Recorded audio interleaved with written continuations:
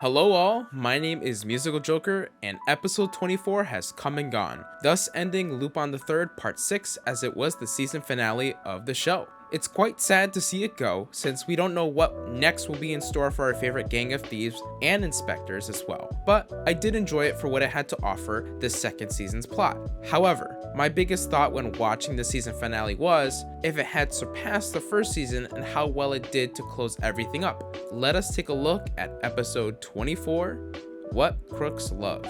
To get right into it, we first see the continuation of the standoff of Lupin versus Mattia, with Lupin injured and Mattia still angry and packing some heat and knives. She attempts to finish the job. Not much of an action scene, but we still see Lupin dodging this fledgling's attacks until Jigen stops everything with a shot of his gun. Jigen, Goemon, and Fujiko are obviously upset that their companion decided to go AWOL and are looking for some answers.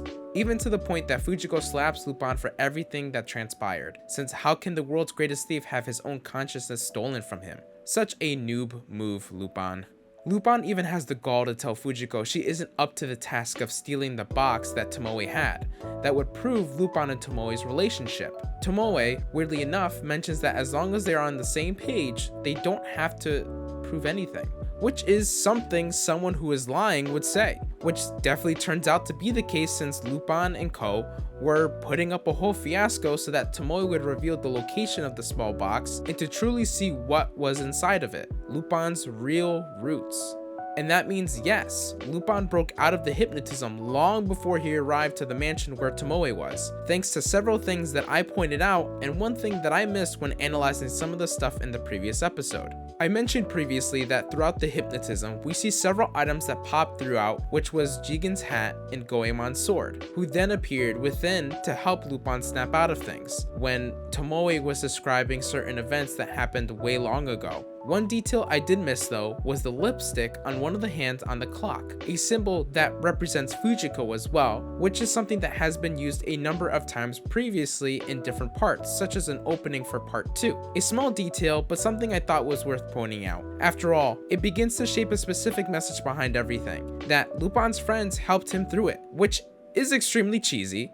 And to be honest, it'll only get worse from here, as it can be considered a huge negative within this conclusion of this season's plot and this episode, which I will get into later.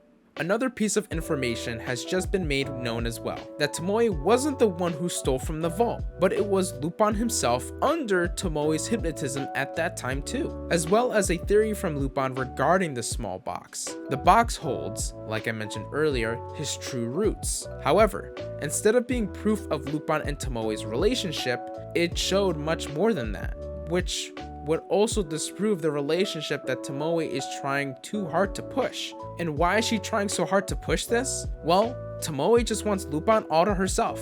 Nothing more. She specifically crafted the poem plan not to reunite the two as mother and son, but more so retrieving him as a tool and personal treasure to her. Although Lupin was found out, Tomoe is dedicated and adamant of attempting once again and finding new women to hypnotize and manipulate to attract Lupin back and finally make him hers. This is all extremely messed up, as just as Tomoe is going on about doing this yet again, Mattia is just standing there with Goemon holding her back. She lost the life that she had thanks to Tomoe manipulating her and using her for something so trivial. She does not care for this and what Tomoe wants, as she is just consumed with hatred over everything Tomoe has done to her. She wants to take her life as an act of revenge, as this was her true goal from the very start after regaining control of herself. And in the end, Lupin takes Tomoe's life instead to stop her from hurting others again in the future just to get to him. Tomoe dies. She gets what she rightfully deserves for manipulating and hurting others. He puts a bullet right through her, and to be honest, I was quite surprised with some things done throughout this episode. Typically, Lupin does no harm to women, but he just shot Tomoe in the chest. Mattia gets mad and starts stabbing Tomoe's lifeless corpse after dying from the gun wound, which is something I was also surprised about. This goes to show Mattia's true hatred towards Tomoe. And even after the Tomoe incident, Mattia still wants to kill Lupin for everything, which results in a battle between them and only them. Jigen, Goemon, and Fujiko are just left on the sidelines to let Lupin deal with this on his own. This action scene is a bit better than the one we got earlier and the one from the last episode of the first season, in my opinion, as we see Lupin and Mattia fighting on the roof, with Mattia using knives and Lupin using the shingles on the roof to block the knives. Lupin also says, "Hey, my hands are rated E for everyone," as he also punches Mattia multiple times. Again, Lupin doesn't usually do this, so it was definitely odd, but in a good way. Again, the different aspects of Lupin, even being remotely darker or different, is a nice treat to see, as Lupin is a man of many mysteries. Ultimately, they fall down and begin talking about being your own teacher at the end of the day, and that you ultimately have yourself to rely on at the end of the day. Meanwhile, Pops makes an appearance to arrest Mattia for the attempted murder of Ariana, but Lupin stops him to hear Mattia's answer, as they are both crooks. Just Lupin has his own standards and wants to know if Mattia will do the same. It does show a small amount of Mattia's past, where Tomoe does shape her to be a killing machine, killing without fail. I definitely would have loved to see more of Mattia's past as here prior to meeting Tomoe, as this just seems to be that Tomoe was further enabling her abilities to kill. Let's say that the first scene of Mattia killing someone with Tomoe showing up saying she has more potential was stuff she was doing prior to being controlled. So what? Don't get me wrong, being manipulated is absolutely not a good thing, but I believe it would have been more impactful if Mattia was molded into it instead of just being found, taken, and used by Tomoe, since she saw Mattia can already do that stuff. She already saw the drive in her to make her into a killing machine. From being someone so sweet to yet so evil after being controlled and manipulated by Tomoe. Doesn't really add much to it if it was just her being a crook to begin with and just being a controlled crook, which is something I'm left disappointed with, as we don't really see much detail or clarification as to what happened, as well as that there really isn't much of an answer as to why Mattia went and killed Hazel, so that aspect seems really odd, and to me leaves something seemingly unexplored to its fullest potential.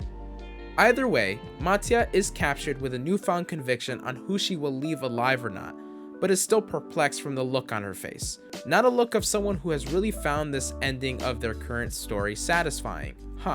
At least for Lupin, his next goal is to find the location of the box that Tomoe hid. Now, we get to see a neat scene of Lupin asking his crew for help in breaking into the Lupin vault one last time.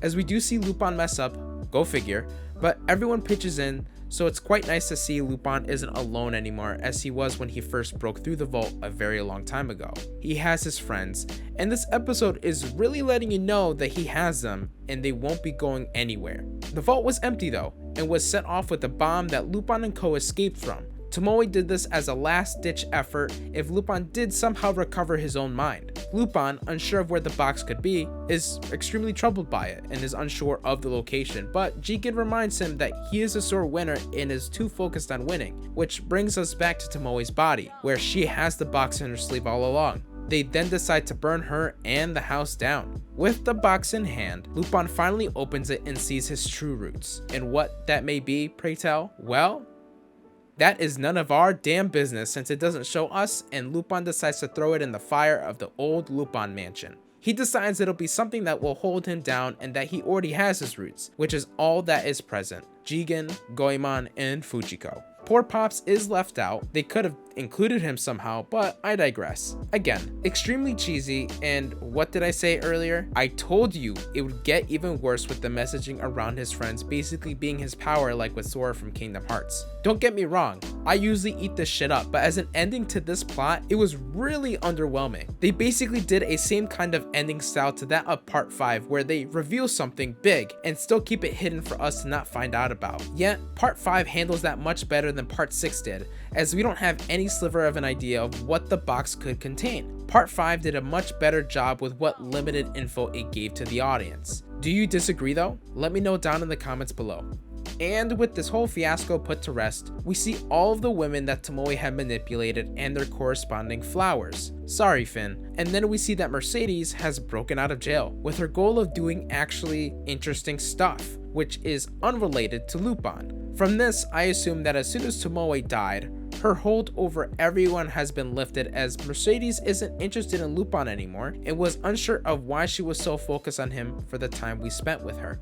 Also, not to brush past Ariana, as she is found to be alive in the end, as it has been several months and she has been teetering between life and death. However, it doesn't come off as super important since we see that she isn't with Zenigata or Yada when chasing Lupin for the final time in this episode. So I assume from this that this will be the final time that we will see Ari be with the ICPO, which is disappointing since I did enjoy her time with the crew for even a little while. It helped fill the Zenigata crew a bit and kept him from being alone. But we still have Yada, so that is definitely a plus, as I feared that Ari would somehow take him away from us and would lose him at the end of part 6. Seeing him running along with Zenigata was truly a relief to see. And with that, Lupin part 6 has come to an end, as we see the final shot of the Lupin crew being chased by Zenigata, Yada, and the police before fading to black. Jesus Christ, what a ride has it been. Although I only started making videos partway through of part 6, I'm really glad I was able to do it, as I had a lot of fun connecting with Lupin fans despite the lows of part 6 overall, as I really didn't have anyone to connect with prior to doing this. Hence why I started making these videos in the first place. To be honest, I'm not sure where I will go next, but I still have several Lupin video ideas swirling in my head. Let me know if you guys would be interested in those, or if there are any other things you'd like me to cover. Any and all suggestions would be greatly appreciated. Also, expect this part 6 season 2 overview video coming out soon though. And until next time, farewell.